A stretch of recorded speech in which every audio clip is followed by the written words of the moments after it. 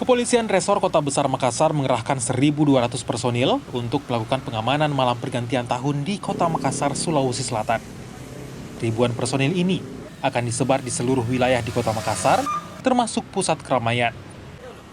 Selain pengamanan, polisi juga akan lakukan rekayasa lalu lintas di 11 titik, termasuk di wilayah kawasan Center Point of Indonesia dan Anjungan Pantai Losari yang menjadi titik pusat keramaian di saat tahun baru.